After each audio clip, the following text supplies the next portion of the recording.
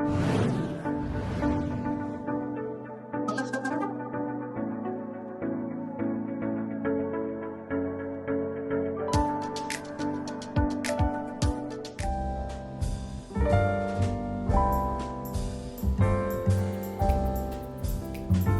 家好，今日想同大家介紹咧，我面前嘅呢啲台灣珊瑚。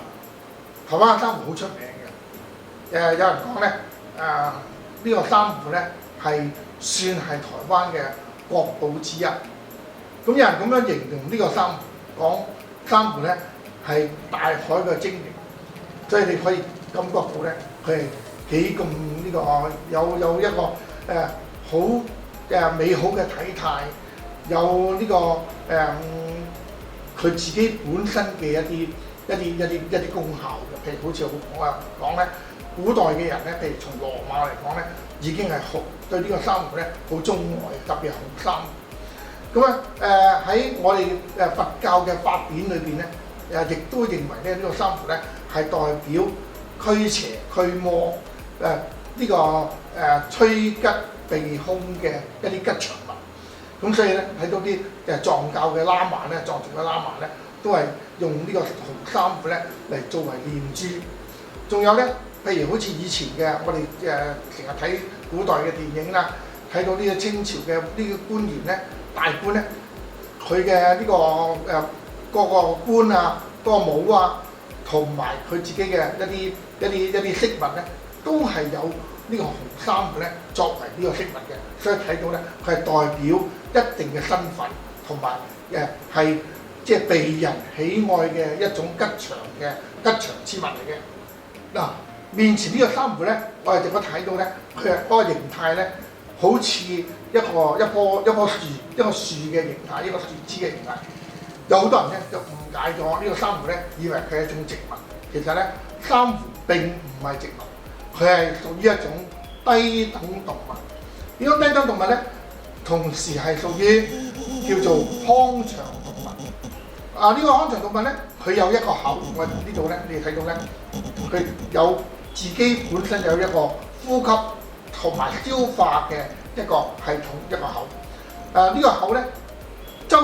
口周邊咧就係好多嘅觸手。呢個觸手咧就睇到咧，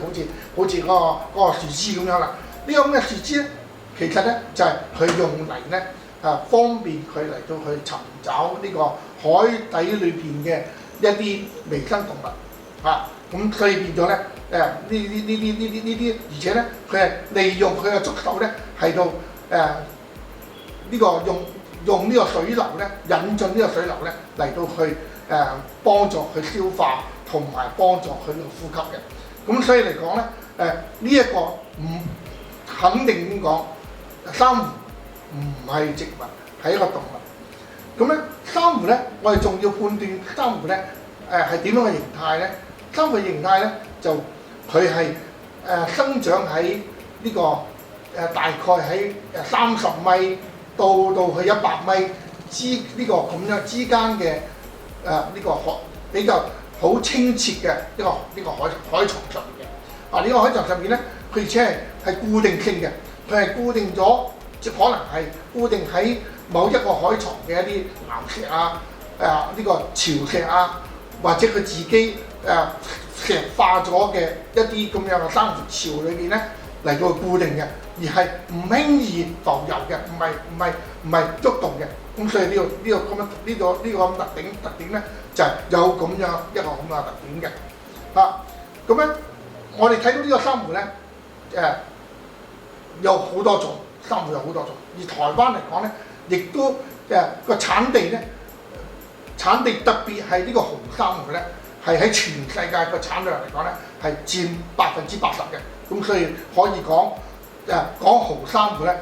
個最有代表嘅就係台灣嘅產地。講到紅珊瑚咧，以台灣海峽嘅紅珊瑚咧係最有名，係最靚，係最寶貴。咁咧台灣嘅紅珊瑚咧，呢個喺台灣海峽為主。咁呢個台灣海峽嘅產量咧係佔全世界嘅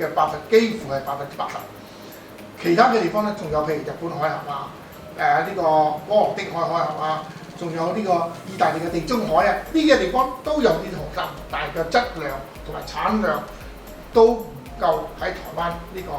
台灣海峽嘅咁即係咁價值高嘅。咁樣講到呢個所以變成咧，而家喺台灣裏邊咧，經過一段好長嘅時候咧，已經俾人採集咗好多啦。呢個，所以咧而家目前嚟講咧，係喺台灣海峽嘅呢個對紅珊瑚咧嗰個進出口咧，或者嗰個喺海底裏邊嚟到去採集呢個紅珊瑚咧，係已經有好多嘅規條嚟到限制，嚟到保護呢一啲咁樣嘅增長得好緩慢，而且好容易係呢個受損害嘅呢啲咁樣嘅低等動物，咁所以已經係採取好多嘅措施。嗱，珊瑚嘅品種咧，其實唔係淨係紅色嘅，仲有好多種品種。有啲嘅基本上邊咧個品種有好多。大體嚟講咧，有啲人叫做呢種叫做柳珊瑚，好似一個樹葉咁，一棵樹枝咁樣咁嘅形態，咁靚嘅。有啲叫做軟珊瑚，軟珊瑚咧就帶有毒性嘅，有毒性。仲有一種咧堅牙，好似好堅牙如石咁樣叫石珊瑚。其實咧個珊瑚咧唔一定話一定喺深海，我哋見到平常咧，我哋去海灘游水啊，喺海邊見到啊，漂浮過嚟或者喺個沙灘上邊咧可以檢拾到嘅咧，就好似呢啲咁樣，都係珊瑚嚟嘅，都係珊瑚嚟嘅，都係屬於珊瑚嚟嘅，唔係淨係一定紅色。即係珊瑚嘅色咧係好多種色澤，但以紅色呢叫阿卡色，呢啲係有機寶石呢一個咁樣嘅咁高級嘅品種咧，係以最稀有同埋最貴重。其他咧，譬如佢仲有粉紅色啊，有呢個呢個粉紅色啊，有面色啊，所謂有一啲叫阿卡，呢個譬如叫阿卡，有啲叫摩摩。摩摩就係仲有譬如好似沙丁色沙丁仲有譬如好似 angel skin， 就好似天使嗰個皮膚咁嘅色，即係有咁多嘅色嘅，好似呢種你睇到係有啲係粉紅色嘅一啲咁樣，咁啊會造成一啲各類不同嘅飾物同埋不同嘅一啲擺設。咁總嚟講咧，紅珊瑚咁有價值咧，原因。仲有一個原因就係最初我哋講咧，佢係佛教裏邊七寶之一，佢特別係同珍珠同埋呢個琥珀係同列呢個三大寶石之一嘅。大家剛剛睇到呢啲台灣嘅紅珊瑚咧，個阿卡色係幾咁鮮豔，大家睇就好中意嘅，特別女士。要做成呢啲手足啊，呢個珠鏈啊，呢啲咧都係好吸引人，呢個好喜愛。嗱，我手頭上而家再攞呢一串咧，呢一串就係意大利嘅一啲珊瑚。咁咧，如果我哋一比較，將呢個一比較咧，就比較到兩種顏色咧係截然不同，高下立見啊！你如果作為你自己要選擇要邊種珊瑚咧？唔使多講，一定係見到珊瑚。但係呢種嘅珊瑚咧，以前喺呢個意大利嘅意大利地中海裏邊發現呢啲咁嘅珊瑚咧，都係好受到羅馬人古羅馬人嘅呢個喜愛嘅。羅馬人咧都當正佢係一個吉祥物嚟嘅，咁所以咧羅馬人係好中意用呢啲珊瑚咧嚟到去做佢自己嘅首飾，做佢嘅飾物。我哋睇到咧。呢咁嘅珊瑚咧，你睇到好多洞嘅，好多一個窿一個窿。呢個一個窿咧，其實就係珊瑚蟲居住嘅地方。咁呢個咧，